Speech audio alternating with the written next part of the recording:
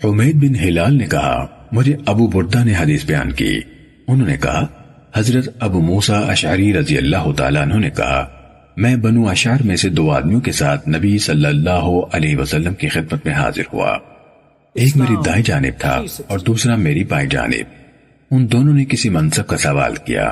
اس وقت نبی صلی اللہ علیہ وسلم مسواک کر رہے تھے۔ آپ نے فرمایا ابو موسیٰ، یا فرمایا عبداللہ بن قیس تم کیا کہتے ہو؟ میں نے عرض کی اس ذات کی قسم جس نے آپ کو حق کے ساتھ مبعوث فرمایا ہے۔ ان دونوں نے مجھے یہ نہیں بتایا تھا کہ ان کے دل میں کیا ہے، اور نہ مجھے یہ پتا تھا کہ یہ دونوں منصب کا سوال کریں گے۔ حضرت ابو موسیٰ اشعری رضی اللہ تعالیٰ عنہ نے کہا ایسا لگتا ہے کہ میں آج بھی آپ کے ہونٹ کے نیچے مسواک دیکھ رہا ہوں، جبکہ آپ کا ہونٹ اوپر کو سمٹا ہوا تھا۔ آپ نے فرمایا جو شخص خواہشمند ہوگا ہم اسے اپنے کسی کام کی ذمہ داری نہیں، یا فرمایا ہرگز نہیں دیں گے، لیکن ابو موسیٰ یا فرمایا عبداللہ بن قیس تم ذمہ داری سنبھالنے کے لیے چلے جاؤ۔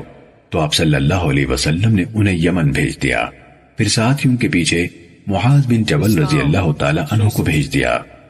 جب حضرت معاذ بن جبل رضی اللہ تعالیٰ عنہ کے پاس پہنچے تو حضرت ابو موسیٰ رضی اللہ تعالیٰ عنہ نے کہا تشریف لائیے، اور ان کے بیٹھنے کے لیے ایک گدا بچھایا۔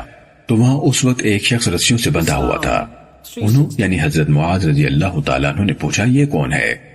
حضرت ابو موسیٰ رضی اللہ تعالیٰ عنہ نے کہا ایک یہودی تھا، پھر یہ مسلمان ہو گیا، اور اب پھر اپنے دین برائی کے دین پر لوٹ گیا ہے اور یہودی ہو گیا ہے۔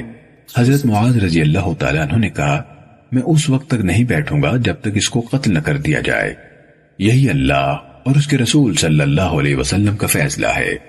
حضرت ابو موسیٰ رضی اللہ تعالیٰ عنہ نے کہا ہاں ہم اس کو قتل کرتے ہیں، آپ بیٹھیے۔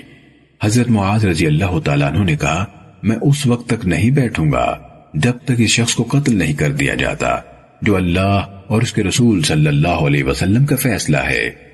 3 مرتبہ یہی مکالمہ ہوا۔ حضرت ابو موسیٰ رضی اللہ تعالیٰ عنہ نے حکم دیا، اس شخص کو قتل کر دیا گیا۔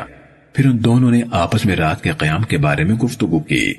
دونوں میں سے ایک یعنی حضرت معاذ رضی اللہ تعالیٰ عنہ نے کہا جہاں تک میرا معاملہ ہے میں سوتا بھی ہوں اور قیام بھی کرتا ہوں، اور میں اپنے قیام میں جس اجر کی امید رکھتا ہوں اپنی نیند میں بھی اسی اجر کی توقع رکھتا ہوں۔